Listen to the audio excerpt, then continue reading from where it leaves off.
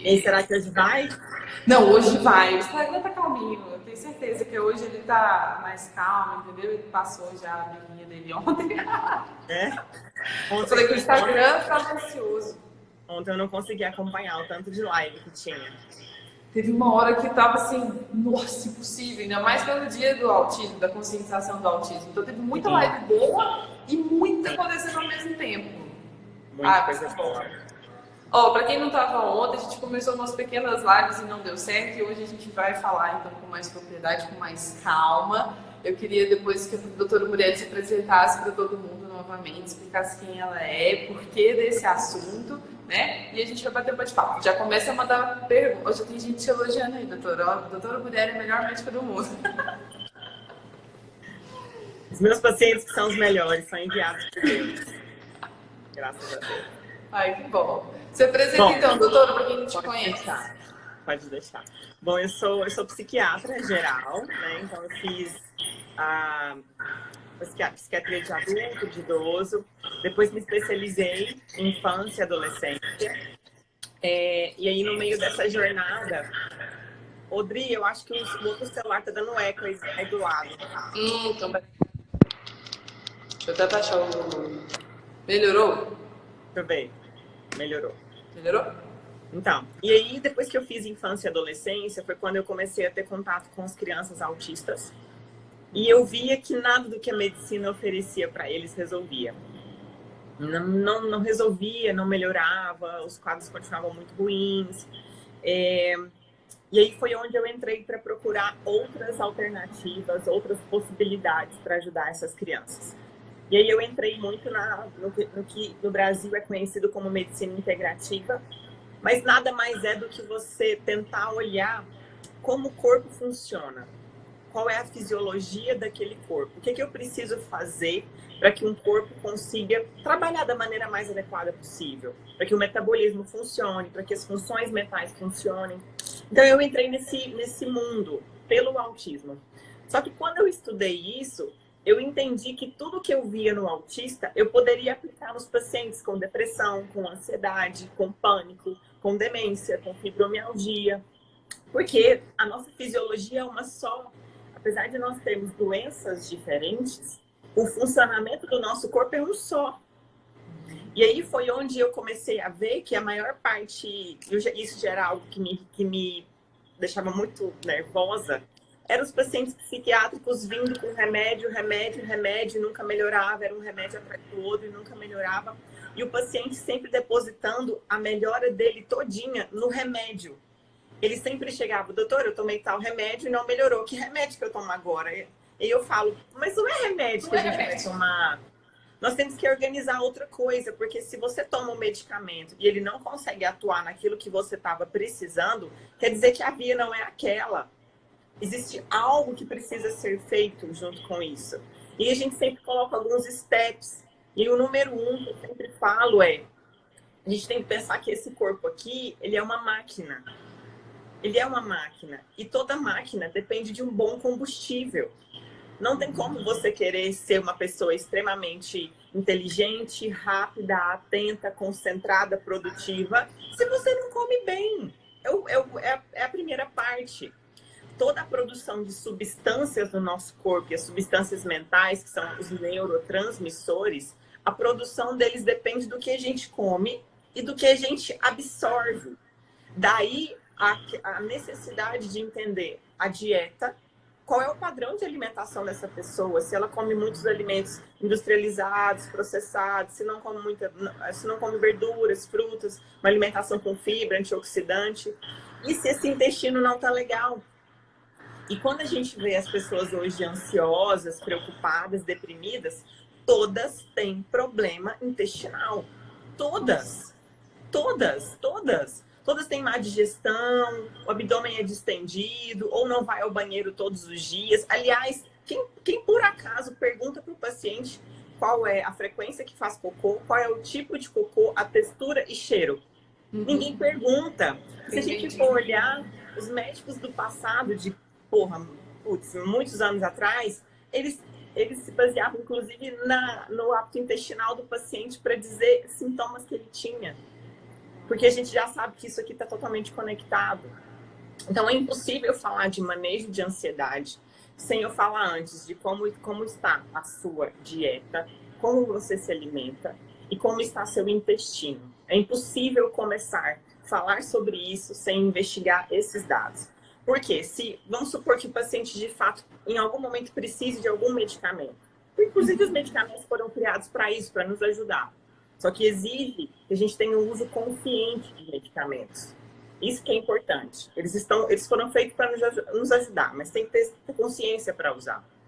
Só que não adianta eu usar e colocar um medicamento num terreno que está sujo, que está bagunçado, não vai adiantar. Então eu preciso limpar esse terreno, melhorar o que é básico, melhorar a alimentação, o intestino. E aí eu vou falar uma parte que é muito importante, que é o ambiente, né? Isso é algo extremamente importante nos pacientes ansiosos, para depois eu ver se vai ser necessário uma medicação.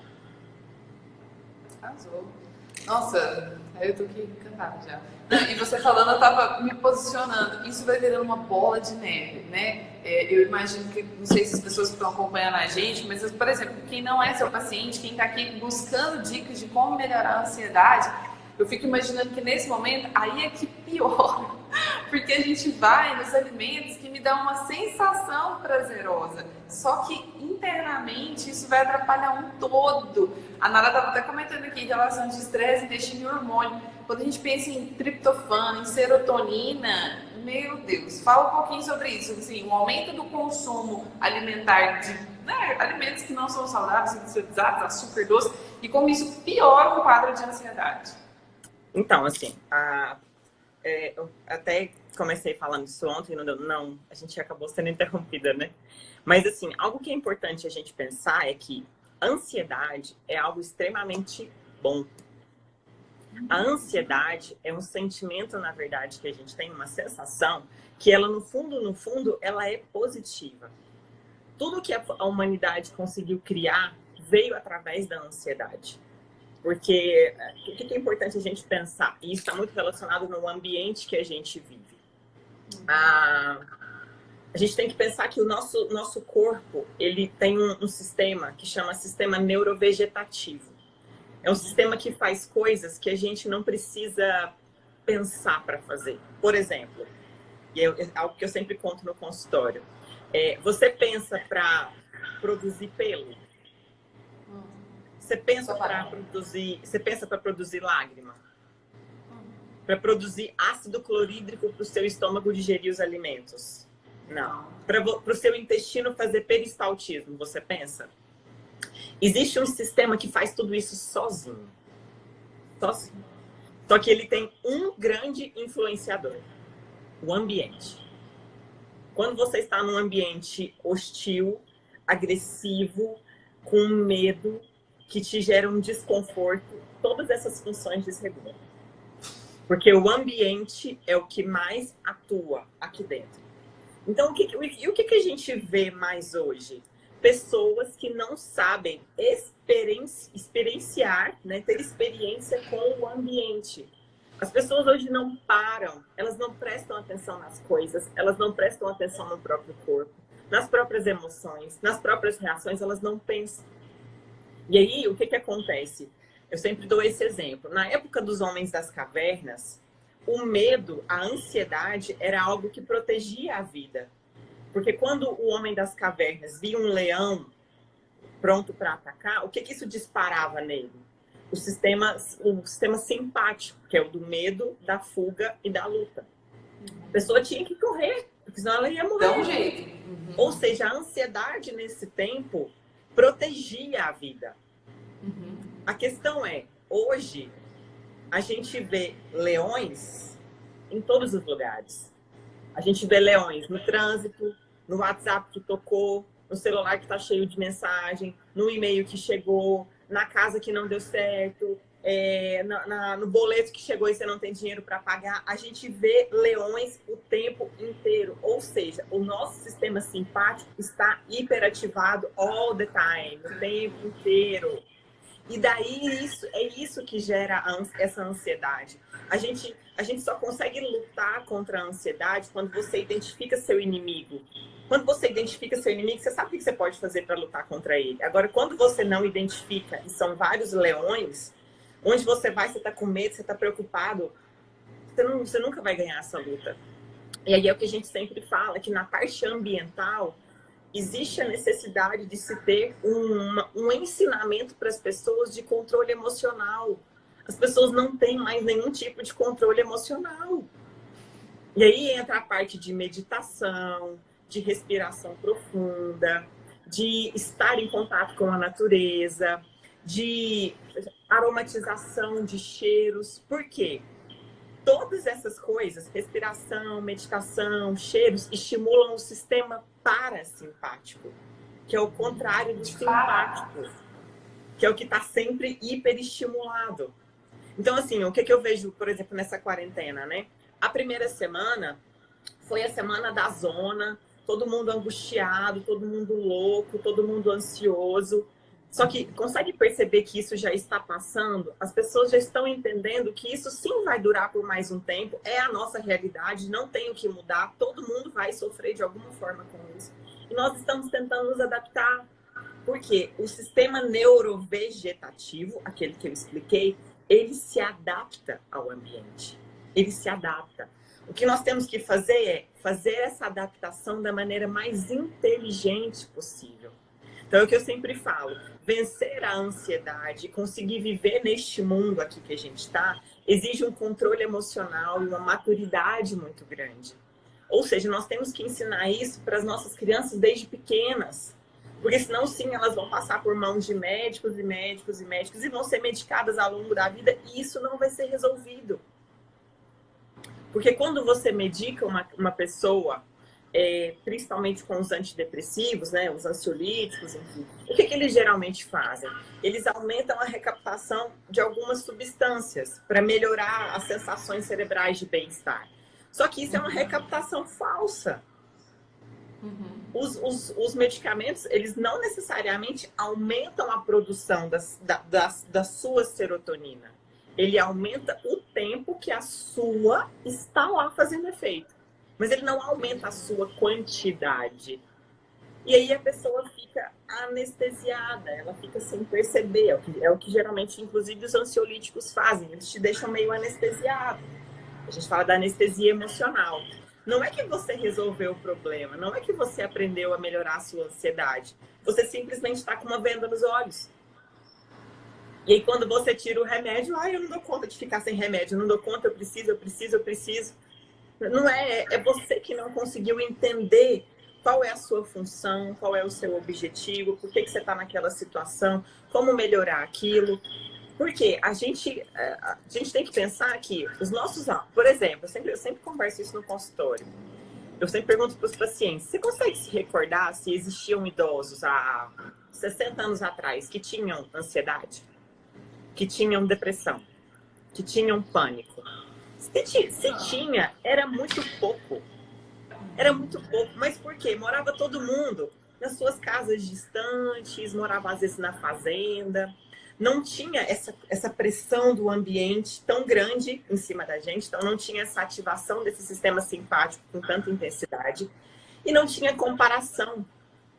As pessoas não tinham rede social para ficar investigando a vida dos outros e ficar se comparando e ficar aumentando a sua ansiedade e te distrair no meio do caminho para o objetivo que você queria. Então, a gente tem que analisar isso, o quanto isso aqui também tem atrapalhado a gente, sabe?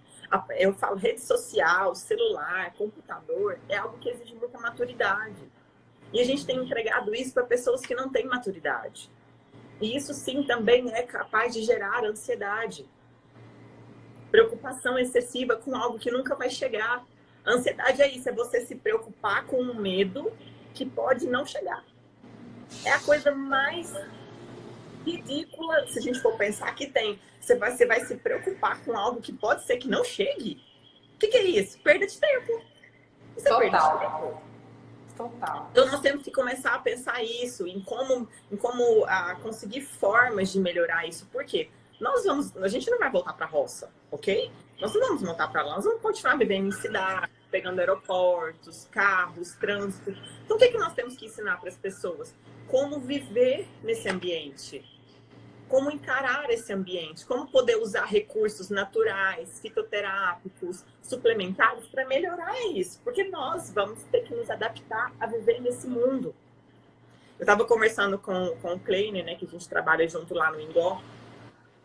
A gente está já assim se preparando, porque depois desse período agora extremamente caótico para a nossa sociedade como um todo, vão surgir sim muitas pessoas ansiosas, muitas pessoas com pânico, muitas pessoas vão adquirir muitas pessoas vão adquirir pressão alta, muitas pessoas vão adquirir síndrome do intestino irritável e síndrome do hipercrescimento bacteriano.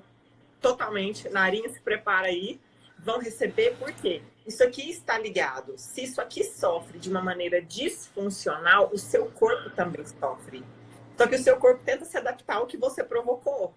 Então, quando você está ansioso, geralmente você faz o quê? Você aumenta a sua tensão muscular, né?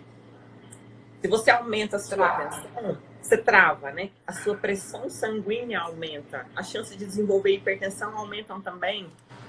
Se você está ansioso, preocupado, você começa a destruir, você se inflama, porque a gente sabe que o estresse, a ansiedade, todos os dias ali, vários leões que você não consegue identificar que estão correndo atrás de você, te estressam, e aí você imagina isso acontecendo.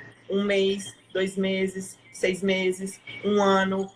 E aí essa ansiedade acumulada gera o que a gente chama de estresse crônico. E esse estresse crônico, o que ele gera? Problemas intestinais, porque o cortisol em excesso, ele vai lá e degrada todo o seu triptofano, ele muda a sua microbiota, você começa a não ter um intestino muito bom, a digestão fica ruim, os alimentos estufam na sua barriga. É horrível.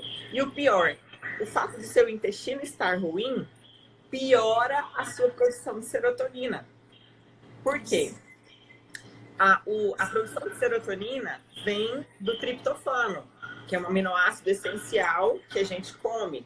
Só que a transformação de triptofano em serotonina depende de um bom intestino, depende de uma produção de ácido clorídrico bacana. Então, não pode ser uma pessoa que esteja usando os omeprazóis da vida, que é aí, né, chuva de omeprazol. Então, não pode estar, tem que ter uma produção de ácido legal. Então, os refrigerantes atrapalham isso, os industrializados atrapalham isso. Então, de novo, a necessidade de rever a alimentação.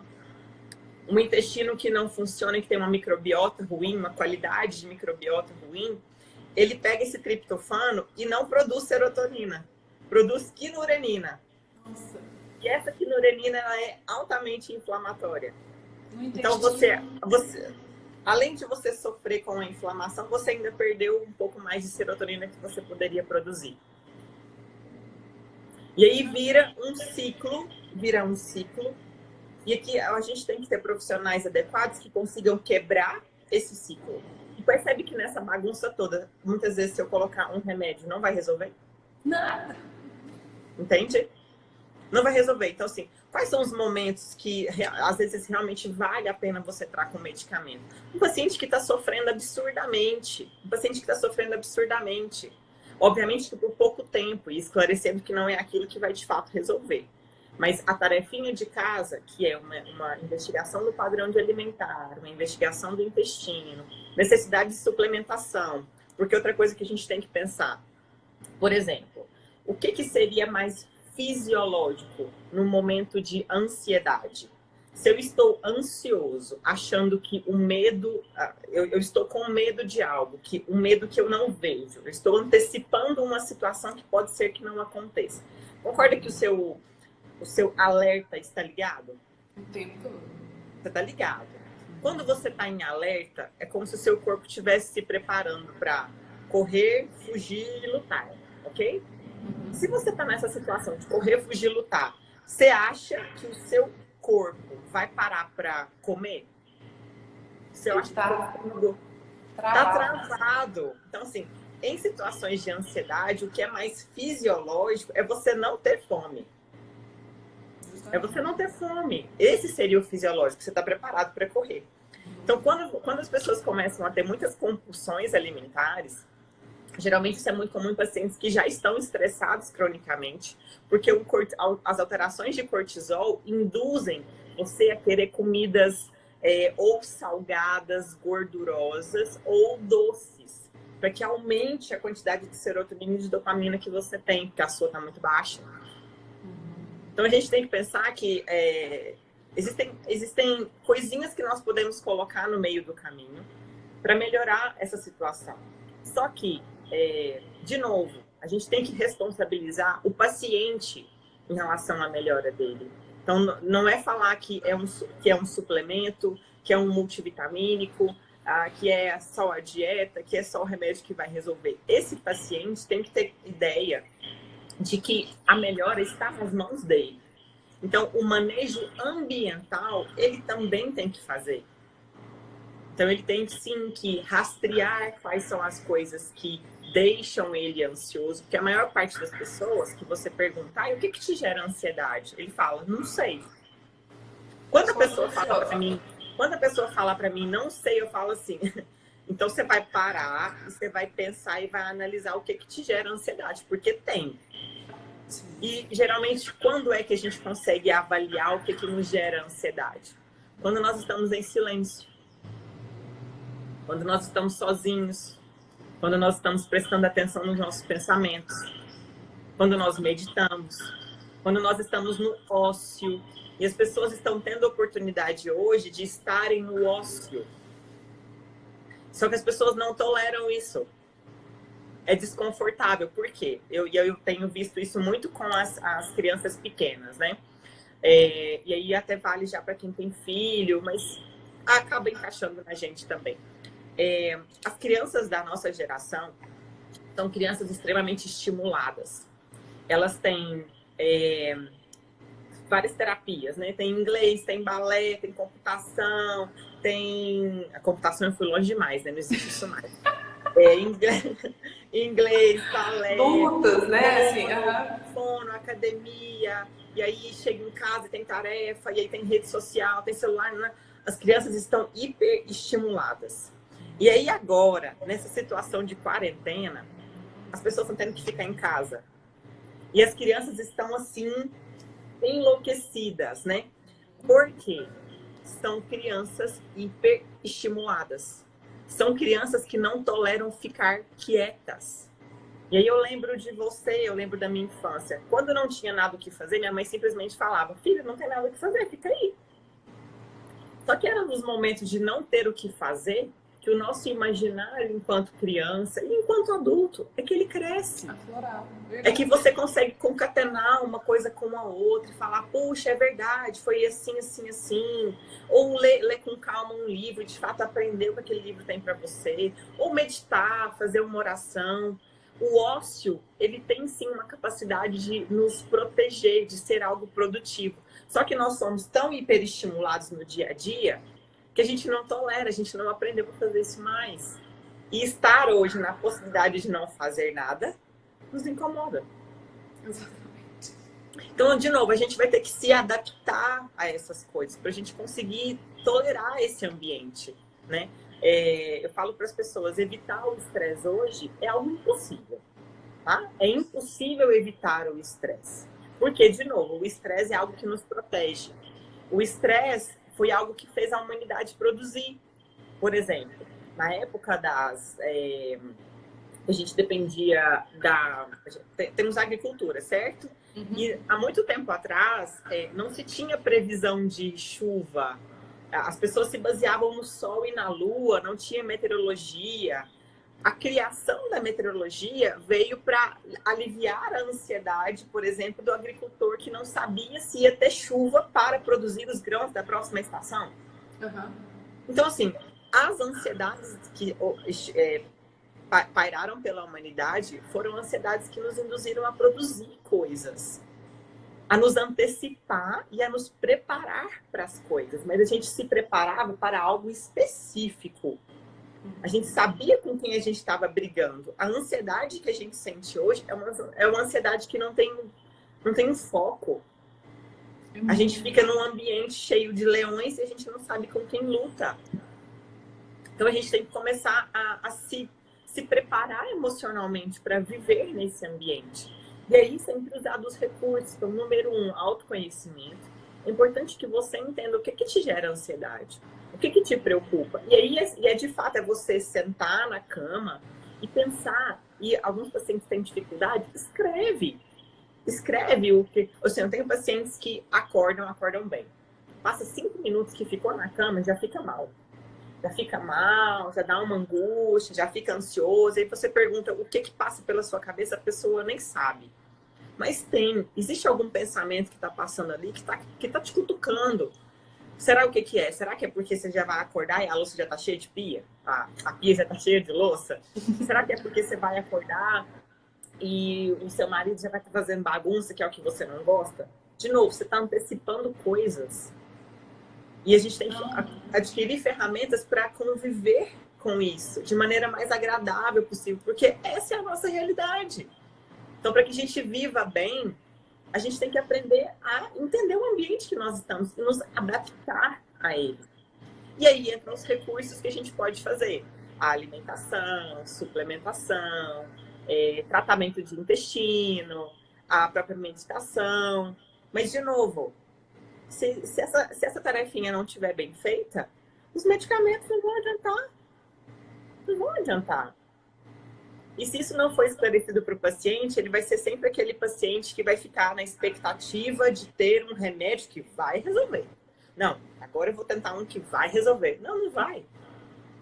Não vai resolver. Gente, eu vou sair da live, deixa só a mulher falar, porque eu vou te falar. Assim, que aula! Que aula! Meu Deus! As pessoas estão falando para deixar a live salva. Ela vai ficar, tem que mandar isso para todo mundo, pelo amor de Deus. Pelo amor de Deus. Eu ia te perguntar, até a mamãe perguntou sobre as crianças, assim, quais as dicas que você está dando para as mães de autistas, ou até as crianças mesmo que já estão muito agitadas, como o ócio entra para elas, assim, como estimular isso neste momento? Não é fácil, porque é uma geração de crianças que, obviamente, já está hiperestimulada, né? Só que a criança, o que mais me fascina na criança é a facilidade que ela tem de se adaptar. Então, assim, o que eu tenho visto é pais, avós, relembrando brincadeiras da nossa infância. Relembrando brincadeiras palpáveis, que não sejam eletrônicas. Então, faz uma amarelinha no chão, brincar de dedonha. Lembra daquela coisa de passar um monte de fio num corredor e você ter que entrar por meio dos fios? Cara, a gente brincava daquilo e era aquilo que trazia um prazer e uma maturidade neurológica para nós imensa, nos trazia conhecimento, nos trouxe bagagem. As crianças de hoje não sabem o que é isso. Então, quando você começa a propor para elas brincadeiras que elas consigam pegar, que seja algo palpável visivelmente para elas interagem. Então, eu sei, mães, que é complicado, mas levar as crianças para a cozinha, para fazer um bolo, para fazer alguma coisa, picar alguma coisa, participar. Ponham na cabeça de vocês que criança é um bicho que gosta de experimentar o mundo, ele quer aprender, ele tem fome de aprender, ele tem sede em aprender. E quando você entrega um celular para ele, você não está ensinando nada. Nada. Ah, mas ele aprende inglês no celular. Não, esquece isso. Deixa isso para lá. A criança aprende no concreto. No concreto, na realidade. Então, quando você dá brincadeiras nesse estilo para ela, primeiro, você cansa o corpo. E quando você cansa o corpo, você ajuda a mente. Inclusive, isso é desproporcional. Quanto mais você faz exercício, sua, né, mexe com o seu corpo, mais você alivia a sua mente. Aliás, isso é importantíssimo. Todo paciente que tem ansiedade, na verdade, qualquer pessoa, né? A gente tem que se exercitar. Tem que se exercitar. Não tem como. Tem que fazer exercício todo dia. Por que inclusive, eu gosto de refletir, né? Por que as pessoas do passado não tinham tanta ansiedade? Eles andavam o dia inteiro, gente. Andavam o dia inteiro. Eles tinham que caçar comida, eles tinham que plantar comida, pegar. Não tinha celular para mandar recado. Tinha que ir na casa da pessoa. Não tinha. Então, as pessoas se exercitavam muito. Se você for colocar a média de... Sei lá, se você colocasse um relógio de pulso nessas pessoas daquela época, são pessoas que andavam tranquilamente 20 km por dia. E aí, se a gente joga isso para nossa realidade, eu falo, tem dias que eu entro no consultório, fico no consultório das 9 da manhã às 10 da noite, sentada. Então, assim, eu não me exercitei nada, é óbvio que não. E isso faz mal para mim, então é importante que todo mundo tenha uma rotina de exercício. Todo mundo tem uma rotina de exercício. E nessa quarentena agora, não tem nem desculpa, porque tem um monte de profissional de educação física dando aulas excelentes no Instagram, fazendo live, sugestões de exercício em casa, usando detergente, saco de arroz, livro, mala. Tá tudo disponível. É o ser humano que tem uma resistência enorme em fazer as coisas também. Exatamente. Então, você estava falando aí, me veio uma brincadeira de criança na minha mente que faz todo sentido, tanto para criança quanto para adulto, que é brincar de morto-vivo. Gente! Não, gente! Agachamento não, o tempo todo! Exatamente! E o tanto que isso dói as pernas. E era muito bom, porque você tinha que ficar atenta, tipo assim, ainda mais se reunia a família toda ali na sala e brincar, aí saiu, e faz um auê. Muito legal, foi muito boa a sua percepção. Eu adorei. Pois é. As crianças gostam disso, inclusive elas diminuem a ansiedade fazendo essas brincadeiras. E nessas horas, quando você fala, não, agora acabou, agora a gente vai, cada um vai ler alguma coisa, eles falam, então tá. Sabe? Eles vão se adaptando a essa nova. Eles se adaptam muito melhor do que nós. Mas é porque a gente é que tem conceitos errados em relação a isso. Nossa, arrasou. Vou aproveitar e fazer uma pergunta que mandou aqui. Sêmia, quem está acamado, o que fazer com o intestino preso? Bom, a gente tem algumas alternativas, né? Então a gente pode manipular algumas fibras, né? Para melhorar o bolo fecal. Obviamente aumentar a ingestão de água. Então eu não sei como é que é essa condição desse acamado, né? Se ele consegue pelo menos ir ao banheiro ou tá usando sonda. É importante ver isso. E ver se é um acamado totalmente restrito ao leito, porque simples caminhadas ao longo do dia podem já ajudar o funcionamento intestinal. Mas quando é um acamado restrito, a gente maneja principalmente a alimentação e a suplementação. Arrasou. E aproveitar outra pergunta. Algumas dessas atividades que você comentou, que a gente não está aqui e no agora, né? A gente está assim, ligado no 220, fazendo as coisas no automático. Mas só para, acho que deixar mais claro para as pessoas, igual você comentou da meditação, o ato de comer, o aqui e o agora, a gente come com o celular ligado, vendo o Instagram, os stories rolando, ou a notícia do Jornal do Meio-Dia, ele falando não sei quantos mortos, não sei quem matou quem, no setor tal roubou quem. É mais ou menos isso mesmo, né? Escutar uma música, assim, prestar atenção na letra da música, a gente nem presta atenção mais, a gente nem escuta uma música com calma. É mais ou menos isso, só para ver se eu entendi. Dri, nesse sentido, são fases de acordo com a maturidade da pessoa. Por exemplo, hoje, a minha rotina geralmente é de almoçar sozinha, né? E quando eu estou almoçando sozinha, enquanto eu estou almoçando, eu estou assistindo alguma aula. Mas por que eu consigo fazer isso? Porque eu tenho maturidade. Eu sei o quanto eu tenho que comer. Eu sei a quantidade que eu como que me satisfaz. Eu sei entender a minha mastigação. Eu mastigo muito, todo mundo que come junto comigo reclama que eu demoro 3 horas para comer. Então, eu já passei dessa fase. Então, as pessoas ficam martelando muito, né? Como sem celular. Não, isso não é para todos. Tem pessoas que têm pouco tempo e nesse tempo ela pode fazer 2 coisas ao mesmo tempo. Sem gerar ansiedade. É possível. Mas por quê? Eu sei o quanto me satisfaz. Eu sei quando eu estou de fato satisfeita e tá tudo bem. Agora, tem pessoas que ainda não atingiram essa maturidade. Elas colocam um prato na frente, elas vão assistindo um negócio, elas vão comendo, e elas não pararam para pensar na refeição que estão fazendo. Ou se aquilo de fato já saciou, e aí a gente sempre fala, saciou, parou. Ah, mas tem comida no prato. Não interessa. Na próxima vez que você for comer, diminui a quantidade do seu prato. Mas, de novo, isso é maturidade. Ah, me dá um remédio para diminuir minha compulsão. Meu querido, não é remédio. Tenha maturidade. Entenda o que você colocou no prato. Entenda qual é a sua capacidade digestiva. Preste atenção na sua mastigação. Quando você conseguir vencer essa etapa, você vai conseguir fazer um monte de coisa comendo. Mas, de novo, isso é algo daqui. Coisas que podem auxiliar o paciente que tem compulsão alimentar. Evita o que te gera compulsão.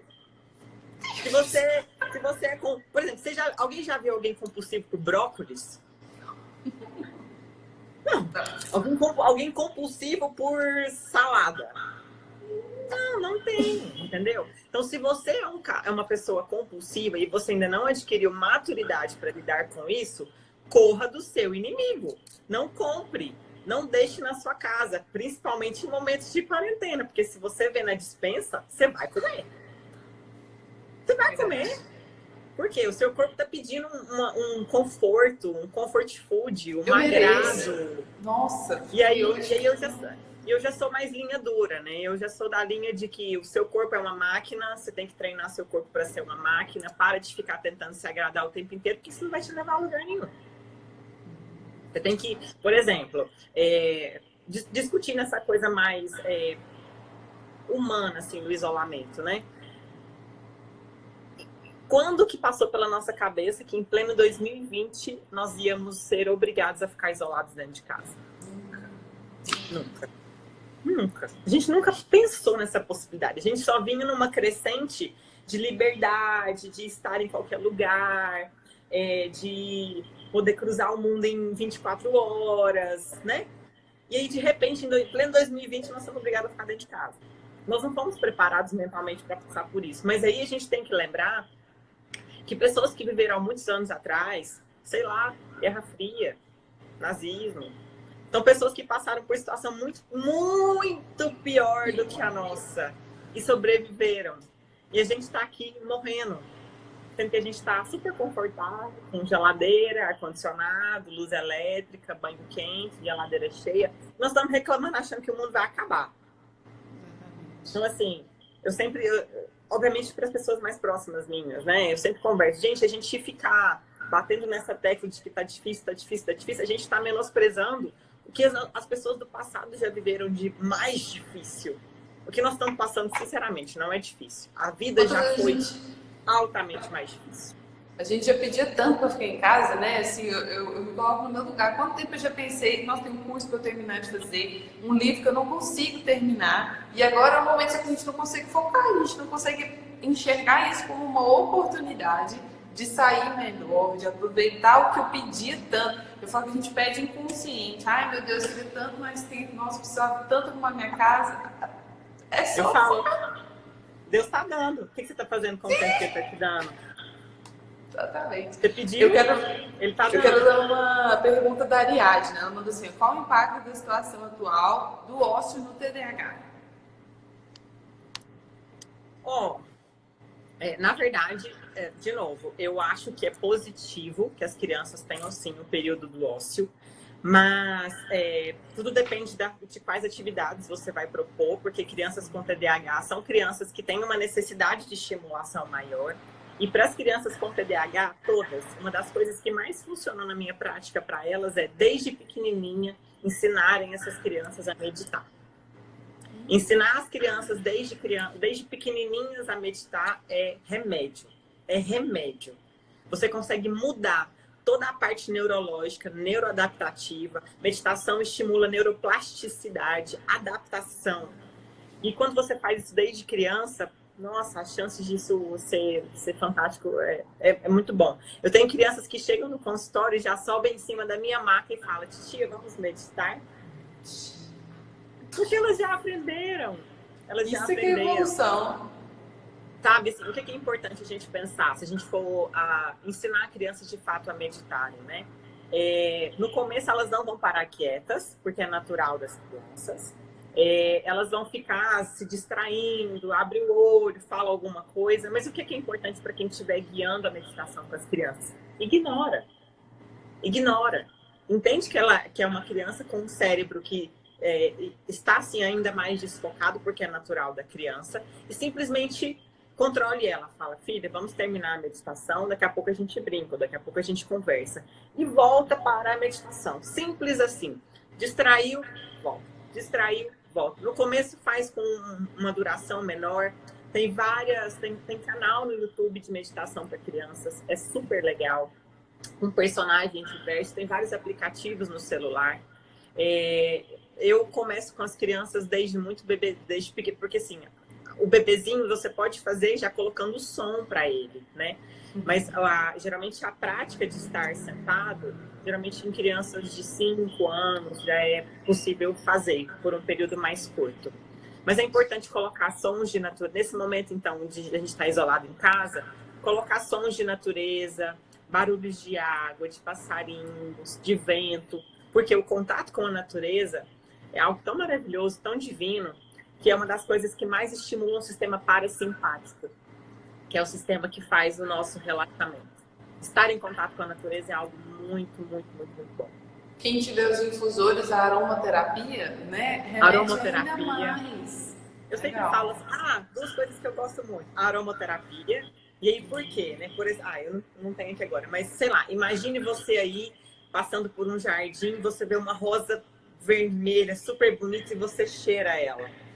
Na hora você não faz né? Você não dá uma relaxada? Porque é isso que os aromas têm a potencialidade de fazer no nosso corpo. Outras coisas para quem é ansioso, preocupado e tal, algumas eu coloco o hábito de ver fotos de filhotes. Toda vez que você vê a foto de um filhote, os nossos olhos mudam. Observa para você ver. Quando você vê um bebê, um filhote de panda, um filhote de onça, um filhote... Você não faz assim, né? Isso alegra o nosso humor. Isso gera uma mensagem positiva para o nosso cérebro. Então, em momentos assim, eu gosto de focar nessas pequenas coisas, que são coisas legais, né? Banhos quentes, mais relaxantes, também é bom. E aí, casa que tem criança, combina. Enquanto um estiver tomando banho, outro tá cuidando da criança.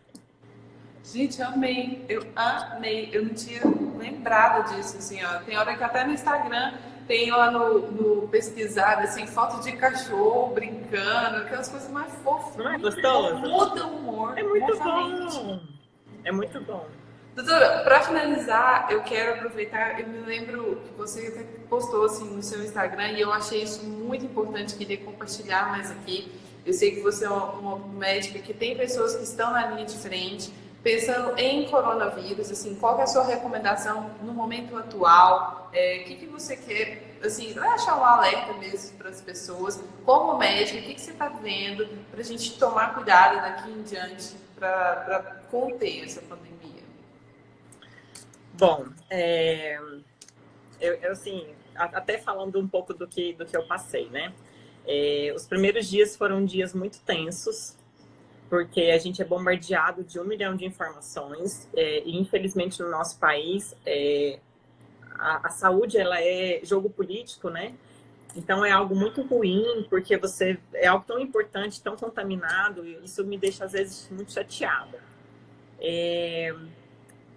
O primeiro movimento que eu tive foi de tentar saber o que era aquilo, né, o que acontecia. Fui bombardeada de informações, aquilo me deixou um pouco angustiada. E como eu sei como eu funciono, eu parei de ver. Parei de ver. Se aparecia nos grupos de WhatsApp coisas relacionadas, eu nem abria, né, não abria. Porque chega uma hora... E você que acompanha o nosso trabalho lá no Ingol, você sabe bem disso, o medo atrai. Você começa a vibrar na ansiedade, e é numa ansiedade, na sensação de que aquilo vai chegar para você, e quanto mais você pensa nisso, mais você se aproxima de fato dessa realidade. Né? Então, é vibrar na positividade, é ler informações legais. Quando começaram as notícias muito ruins, eu colocava no Google doação para coronavírus, e aí aparecia um monte de notícias. Tal empresa doou álcool gel, tal empresa está fazendo roupão para médico, tal empresa está fazendo máscara. Eu vi uma senhorinha na internet fazendo máscara numa maquinazinha de costura. Eu falava, gente, nós estamos aqui desesperados. Olha essa senhora, já está no fim da vida dela e está aqui dedicando o tempo dela para melhorar a vida dos outros. E a gente que é jovem, que tem força para mudar as coisas, está aqui descabelando. Que geração nossa é essa que é mole, é frouxa, sabe? Então eu me distanciei. Assim, quais são as informações que eu julgo importantes, né? higiene vai ser algo que vai fazer parte da nossa vida. Tanto que eu até coloquei uma figurinha no meu story um dia e falei, olha, daqui para frente vai ficar difícil reconhecer um paciente que tem toque de limpeza, porque eu acho que todo mundo vai ficar meio neurótico com limpeza, né? Álcool gel sempre, encostou na pessoa e já tira, né? Então, essa coisa da higiene vai ser algo que vai ficar para nós como herança, né? Por exemplo, quando você estuda os japoneses, por que eles têm uma baixa taxa, a gente lembra muito da cultura deles, né? Porque eles não se cumprimentam pegando na mão, né? Eles sempre se cumprimentam assim. E são mais espiritualizados que nós, infinitamente. Então, a gente vê que as baixas taxas também estão relacionadas a isso, a como a gente enxerga o problema, né? Então, assim, pensar que, graças a Deus, o nosso povo é um povo muito quente, muito amoroso. Eu tenho certeza que as pessoas, nós somos convocados, eu que já não atuava mais na área de clínica geral, me inscrevi para ser voluntária em qualquer tipo de trabalho que seja necessário. E é isso, é o mundo chamando a nossa geração para trabalhar. Então, nós temos que ter essa noção. E o que é importante? Cada um fazer a sua parte. Então, se a sua parte é ser médico, faça bem a sua parte. A sua parte é cuidar de vidas, liderar uma equipe, passar segurança para uma equipe. Então, treine para exercer bem essa função. A minha função, eu sou dona de casa. Poxa, então cuida bem da sua casa. Faça uma comida gostosa, deixa a sua casa limpinha, coloque um cheirinho pela casa, troque os lençóis da cama, use louça nova. Não sei. A minha função é ser provedor. Então, vem para a internet. Está difícil agora? Vem para a internet, começa a procurar opções, começa a ver no Google. Cara, até um grupo que eu participo estava falando, né? Criticando, né? Tá rolando muita live. Será que live agora é obrigatório fazer live? Eu não respondi porque eu não sou dessas, né? Mas é o seguinte, assiste se quiser. Assiste, ninguém está te obrigando a assistir. E tem tanta gente boa, inteligente, capacitada, distribuindo conhecimento de graça na internet, que eu tô de graça. Eu tô aprendendo muito. Então, assim, muda a forma de você enxergar as coisas. Quando você mudar a sua forma de enxergar as coisas também vão mudar para você, sabe? Então, sei lá, você tá com... Gente, arroxo financeiro todo mundo vai passar. Médico não vai passar. Vai passar, porque é o paciente que paga a minha consulta, e o paciente que paga a minha consulta também vai ficar um pouco sem dinheiro para poder cuidar da própria saúde.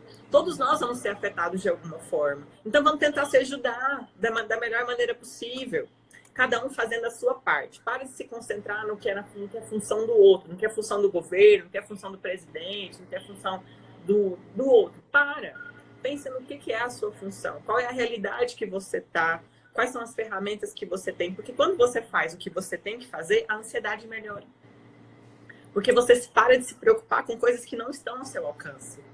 Se não está no seu alcance, não vale nem a pena estar na sua cabeça. Então, pare de se preocupar. Faz o que você tem que fazer. Muita da ansiedade das pessoas vem porque elas não têm um plano. Por exemplo, eu quero daqui 10 anos eu quero estar aposentado, quero não precisar trabalhar, eu quero trabalhar metade do que eu trabalho. Ok, você está fazendo isso agora? Você está trabalhando para que isso aconteça? Porque quando você trabalha muito, e você se programou para isso, o trabalho não é um problema. O cansaço não é um problema. Porque você tem um objetivo. Então, é isso que a gente discute muito pouco, inclusive, com as pessoas. O que você quer da sua vida? Quais são os objetivos que você tem? Quais são as metas que você traçou? Porque se a gente for olhar, inclusive, nas escolas, é algo que eu discuto muito com os pais, né? A escola ficou um lugar chato, né?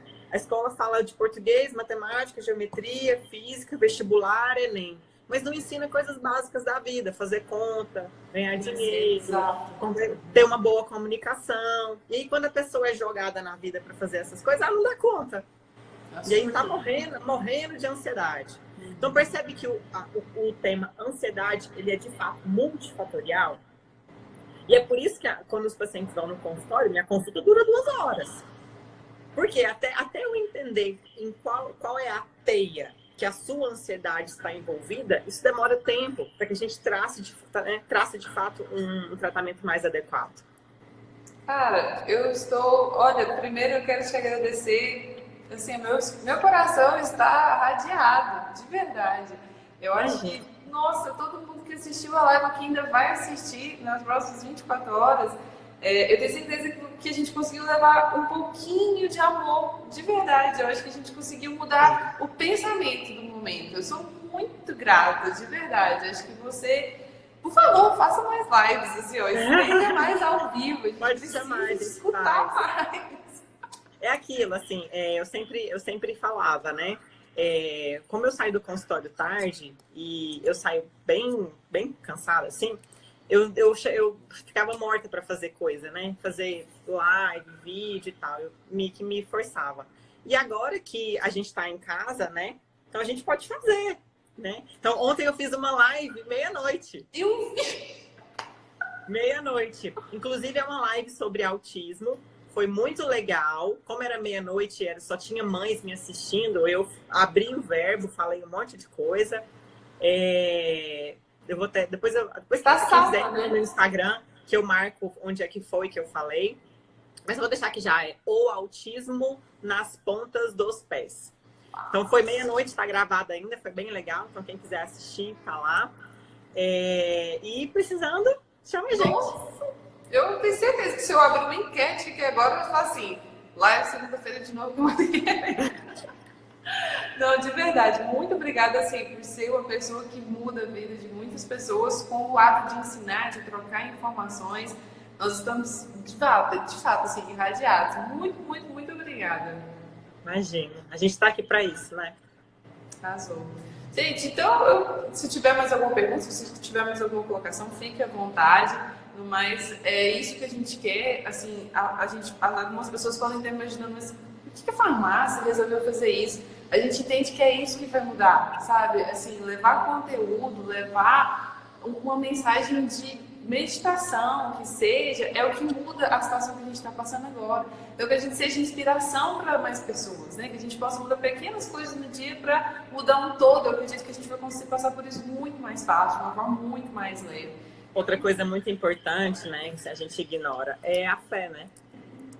Porque quando você tem fé e quando você faz uma oração, uma reza, né, o que as pessoas quiserem dizer, é quando você entrega para os céus, para que alguma coisa aconteça, né? Você não joga aquilo para você, você joga aquilo para alguém, e alguém que é muito mais poderoso que a gente, né? Então, muitas pessoas que têm, de fato, inclusive ansiedade, quando você vai investigar a parte espiritual, tá horrível. Tá horrível. Então é importante que a gente tenha alguém que não é físico para entregar todos os dias o nosso pacotinho de problemas. É importante que a gente tenha isso. E exercitar a espiritualidade é algo essencial. E o que eu vejo hoje são crianças que não têm sido ensinadas a praticar isso. Eu era criança e meus pais me levavam todo domingo na missa das crianças. Todo domingo na missa das crianças. E é um hábito. É um hábito. A gente tem que pensar que crianças estão aí para a gente colocar nelas hábito. Então, se vocês querem adultos bons, produtivos, que são ativos na sociedade, que são pessoas generosas, a gente tem que criar isso agora. Não é lá na frente. É agora. Então, ensinar isso para as crianças, né? Os hábitos, a oração, entregar para Deus, diminuir a angústia, meditar, aprender a respirar, a ser mais tolerante, a ser mais generoso. Isso começa desde pequeno. Quando você aprende isso pequeno, a vida adulta vai ficando menos difícil. Arrasou. Última pergunta. Ele mandou 2 vezes e eu esqueci de passar. Quais aromas você indica? Aromas, né? Então, assim, eu não sou especialista em aromaterapia, eu gosto muito mesmo, sou apaixonada por planta, né? Depois eu até conto aqui a minha história meio que divina, assim, com plantas, é algo bem legal. Mas, geralmente, coisas que lembram natureza ajudam muito. Então, a lavanda, assim, lembrar a natureza fica meio redundante, né? Mas aquele cheiro mais fresco. Então, capim-limão, lavanda, As próprias rosas também ajudam muito.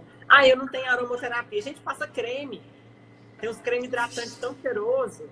Passa creme na hora da aquele cheirinho. Vamos complicar a vida não, descomplica aí. Arrasou. Doutora, muito obrigada mais uma vez. Que Deus te abençoe, te proteja. Continue Amém. De verdade fazendo um trabalho lindo, igual você faz, tá bom? É importante a gente ter pessoas como vocês que nos apoiam, que estão sempre disponíveis para fazer esse tipo de evento, né, de levar informação, obviamente as promoções que vocês sempre lançam para ajudar nossos pacientes. É um prazer. Eu tô vendo um pouquinho dos comentários. Obrigada, gente, por terem ficado aqui, né? Vamos encerrar aqui 1 hora de live, todo mundo presente. Eu espero que tenha feito sentido para vocês, porque se fez sentido para alguém, já fez sentido para mim. E que a gente passe junto, né? Esse tempo, que a gente se prepare, porque tempos difíceis fazem pessoas fortes, né? Mas esses tempos difíceis também vão gerar pessoas que vão sofrer muito. E nós que temos esse conhecimento, essa maturidade, nós vamos ter que pegar essas pessoas que estão sofrendo pela mão e levantar elas. Então, que a gente se prepare para fazer isso daqui a alguns meses, porque a gente vai receber uma parcela de pessoas que vão estar, de fato, muito doentes. E nós temos que estar bem para ajudá-los. Gente, então, muito obrigada pela presença de todo mundo. Um beijo enorme para todo mundo. Fique todo mundo com Deus. Tchau. Tchauzinho. Esqueci de falar uma coisa. Hoje